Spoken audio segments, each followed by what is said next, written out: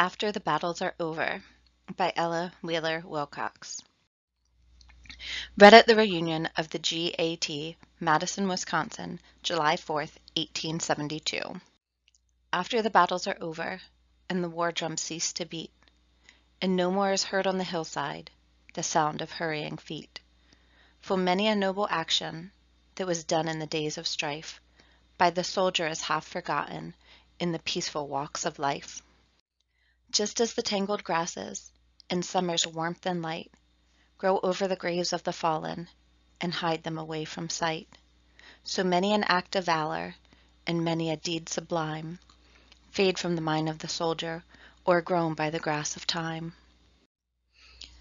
Not so should they be rewarded, those noble deeds of old.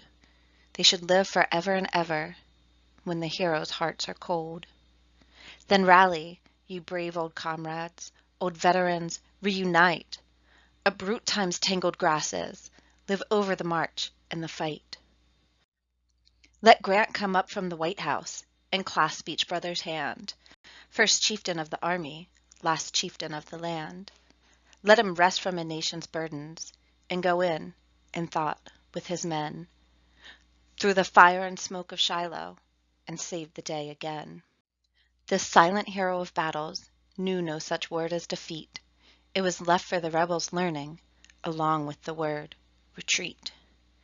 He was not given to talking, but he found that guns would preach in a way that was more convincing than a fine and flowery speech. 3 cheers for the grave commander of the grand old Tennessee, who won the first great battle, gained the first great victory. His motto was always conquer. Success was his countersign. And though it took all summer, he kept fighting upon that line. Let Sherman, that stern old general, come rallying with his men. Let them march once more through Georgia and down to the sea again.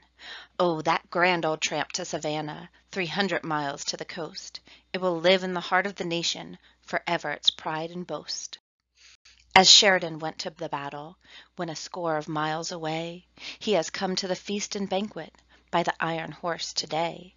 Its pace is not much swifter than the pace of that famous steed, which bore him down to the contest and saved the day by his speed. Then go over the ground today, boys, tread each remembered spot. It will be a gleesome journey on the swift-shod feet of thought. You can fight a bloodless battle, you can skirmish along the route, but it's not worthwhile to forage, there are rations enough without. Don't start if you hear the cannon, it is not the sound of doom. It does not call to the contest, to the battle's smoke and gloom. Let us have peace, was spoken, and lo, peace ruled again. And now the nation is shouting through the cannon's voice, Amen. O boys who besieged old Vicksburg, can time e'er wash away the triumph of her surrender 9 years ago today? Can you ever forget the moment when you saw the flag of white that told how the grim old city had fallen in her might? Ah, 'twas a bold, brave army when the boys with a right good will went gaily marching and singing to the fight at Champion Hill.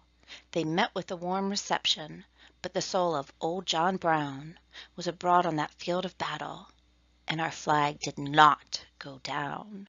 Come, heroes of Lookout Mountain, of Corinth and Donelson, of Kennesaw and Atlanta, and tell how the day was won.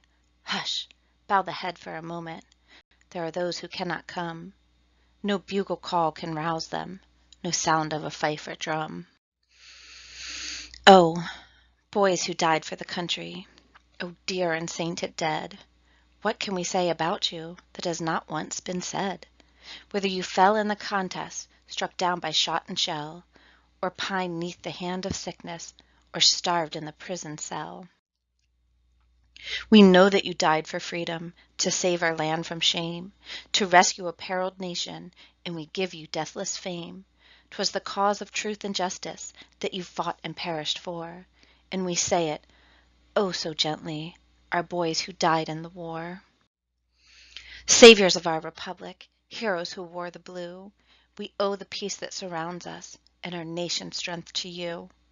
We owe it to you, our banner, the fairest flag in the world, is today unstained, unsullied, on the summer air unfurled. We look to its stripes and spangles, and our hearts are filled the while with love for the brave commanders and the boys of the rank and file. The grandest deeds of valor were never written out. The noblest acts of virtue the world knows nothing about. And many a private soldier who walks his humble way, with no sounding name or title, unknown to the world today, in the eyes of God is a hero, as worthy of the bays as any mighty general to whom the world gives praise. Brave men of a mighty army, we extend your friendship hand. I speak for the loyal women, those pillars of our land. We wish you a hearty welcome. We are proud that you gather here to talk of old times together on this brightest day in the year.